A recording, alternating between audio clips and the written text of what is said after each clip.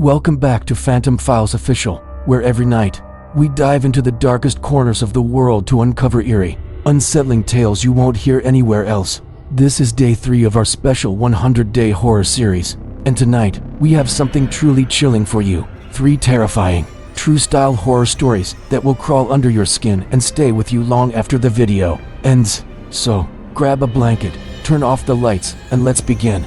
In this town stood an old Victorian mansion known as Lockridge Manor. There's a small, forgotten town on the outskirts of Vermont, a place where no one moves in and few ever leave. It had been abandoned for over 6 decades, but every so often, locals claimed to see faint lights flickering from its upper windows, even though no one lived there. The story begins with a young photographer named Daniel Price. Daniel was a thrill seeker, chasing urban legends and forgotten places for his online horror blog. When he first heard of Lockridge Manor, he knew he had to visit. Locals warned him of its history, a place where entire families vanished without a trace, a house that seemed to breathe and listen. As he stepped inside, ignoring the warnings, Daniel arrived one cold, foggy evening. The air felt heavier around the house, like it held secrets desperate to remain buried. Dust and age-old rot filled the air. His flashlight cut through the darkness, illuminating faded wallpaper, broken furniture, and strangely, freshly lit candles in the far room. Assuming it was the work of local pranksters, he ventured deeper. That's when he began to hear it, soft, barely audible whispers coming from the walls. At first, he thought it was the wind, but the whispers began forming words. Leave, not safe, they're watching. His pulse quickened. Daniel turned to leave, but the door he'd entered through was now gone, replaced by solid, unbroken wall. The further he went, panic set in. His flashlight flickered as shadows danced in the corners of the room. He ran upstairs, searching for another exit. The clearer the whispers became, until it felt like dozens of unseen figures were murmuring directly into his ears.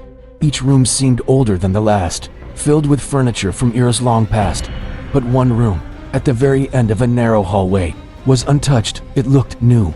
The candles inside burned with steady flames. In the center sat a single rocking chair, slowly moving back and forth. Daniel, against his better judgment, stepped inside. That's when he saw it, a figure in the corner, thin, pale, and grinning, its eyes completely black. It raised a hand and pointed at him. The room went ice cold. The whispers turned to screams. Daniel tried to flee, but the house itself seemed to shift. Hallways led to nowhere. Doors vanished. Windows turned into walls. The last thing anyone ever heard of Daniel was a single, terrified scream that echoed through the foggy night. Lockridge Manor still stands today. Locals say if you pass by at midnight, you might hear the faint clicking of a camera and the sound of whispers calling out for you. In 1997, a quiet, unassuming man named Edward Hawthorne lived in the suburbs of New Orleans. To his neighbors, Edward was polite, private, and always seen tending to his garden. What they didn't know was what lay beneath his home. For years, Edward was obsessed with collecting oddities, relics from graveyards, old dolls from abandoned homes, rusted tools, and strange trinkets from estate sales.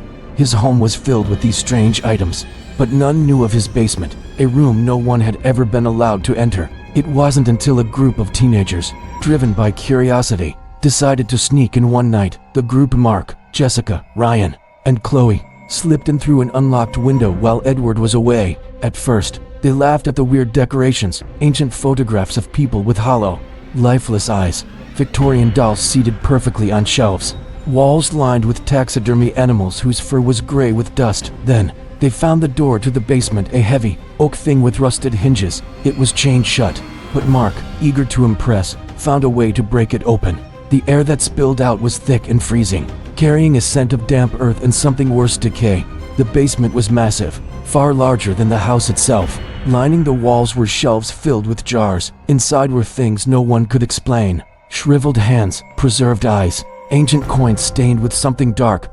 But what truly unnerved them were the mannequins. Dozens of life-sized mannequins stood in rows, each dressed in tattered clothing, each with a name tag. And then, they noticed some were breathing, frozen in terror. The group realized they weren't mannequins. They were people, figures with sunken eyes, skin tight against bone, mouths sewn shut. Some looked decades old, others recent. And in the corner Edward stood, holding a large needle and thick thread. He smiled. "Found you," he whispered.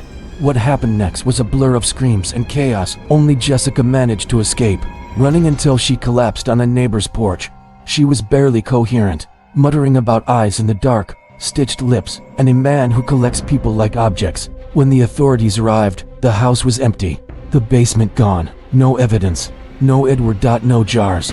No mannequins. Nothing but a clean, empty room. To this day, no one knows what happened to Edward Hawthorne or the missing teens, but occasionally in New Orleans, people report sightings of a pale man carrying an old needle and spool of thread, humming softly as he walks alone at night. Urban legends swirl around old apartment buildings, and the Waverly Flats was no exception. Built in 1922, it was once a high-end residence for the city's elite, but as the decades wore on, it decayed into a forgotten relic, home to artists, loners, and those with nowhere else to go. The most infamous legend was about apartment 1 to beat residents, claimed it was cursed. Those who lived there either vanished or descended into madness. The landlord dismissed it as coincidence until Sarah Green, a recent college graduate, moved in. Sarah was practical, a skeptic, the perfect tenant for a place with a bad reputation. But strange things began happening her first. Night light bulbs unscrewing themselves, faucets turning on, furniture slightly moving when she wasn't looking. Then came the dreams of a tall, shadowy figure standing at the foot of her bed, always watching, never moving, a presence so heavy it made breathing difficult. One evening, after another restless night, Sarah decided to confront whatever was tormenting her. She set up cameras in every room. Hours passed with nothing unusual, until 3:13 a.m., a figure appeared. It rose from the darkest corner of the room, taller than the doorway, thin as a wisp of smoke but solid, featureless, save for two hollow, glowing eyes. It stood over her, watching. Then, it slowly turned to the camera and smiled. The footage cut to static. The next morning, Sarah was gone, her apartment locked from the inside, her belongings untouched. The footage was found by the landlord, who immediately abandoned the building. Waverly Flats was condemned shortly after, but thrill seekers still sneak inside, daring one another to spend the night in one to be. They speak of a figure in the corner, and the unbearable feeling of being watched. None last till dawn, and those were tonight's 3 terrifying tales. True-style horror stories that linger in the corners of your mind. If you enjoyed these stories, remember, we're only on day 3 of our 100-day horror series. Don't forget to like, share, and subscribe to Phantom Files Official. And we've got even darker, more haunting stories coming your way. Turn on your notifications, because tomorrow night, the shadows return. Sleep tight.